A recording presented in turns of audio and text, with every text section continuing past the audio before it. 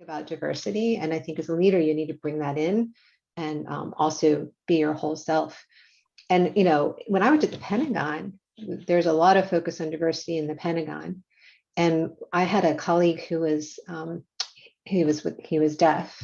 He was, and so they actually brought an interpreter in. So every day he had an interpreter that sat next to him and did sign language so he could interact in the office. So there was a real commitment there towards ability as well. And, you know, at Toyota, when I worked at Toyota in Silicon Valley, Toyota Research Institute, of course, being a woman made me a minority, but I think what made me most diverse to everybody was I was a veteran. And there's so few people, as you know, in Silicon Valley that are veterans. You know, so I brought a different mindset. So those are all part of diversity. So to be a diverse leader, you know, you just have to find a way to be successful, even if you're different than your peers, by not hiding what's different, but, you know, having it be part of the organization. But once you're a leader, once you have any power in an organization, it's up to you then to allow other people's diversity to be included, right? So making sure that everybody's feels valued and respected. And, you know, you don't want people to feel like they're just there for the picture, for the company brochure, right? Like their ideas need to be really part of what's core to the company. I've worked, you know, my career mostly for men. Most of my bosses have been men, and I've had some incredibly good bosses. And they don't just treat me equally with everybody. They respect what's different about me. And give me a chance to shine, even if I'm different. And if they see that people are treating me badly, which sometimes happens, you know, because I'm not being treated the same way, they'll step in and they'll tell me, hey, don't change, we value you. And they won't tolerate other people treating me differently. So that's part of being a diverse leader too, is making it easy for everybody to be themselves in the office. All right, thank you.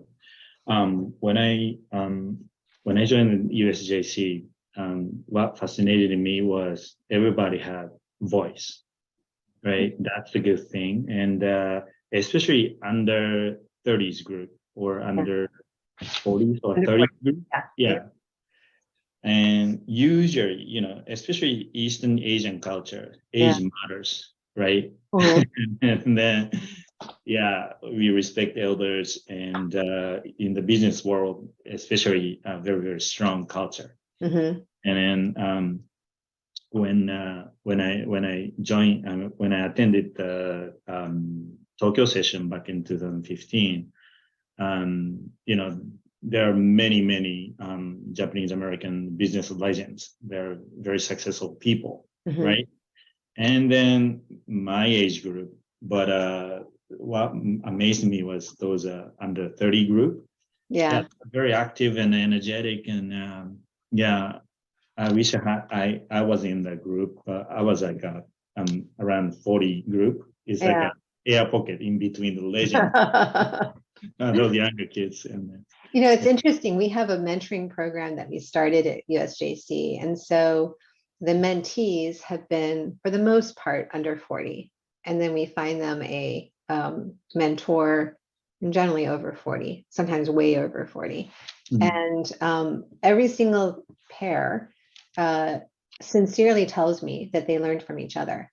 You know, so I think that that's part of that openness that you see at USJC, that somebody who's already very, very accomplished in their career and farther along in their age and experience and wisdom finds it fascinating to also learn from somebody who's in their 30s or 40s about how they see the world, you know, and how they can grow. So there is a lot of openness. And even last night I was on a call with a group, and I would say half of the people were over 40 and half were under 40, and they were working together as equals.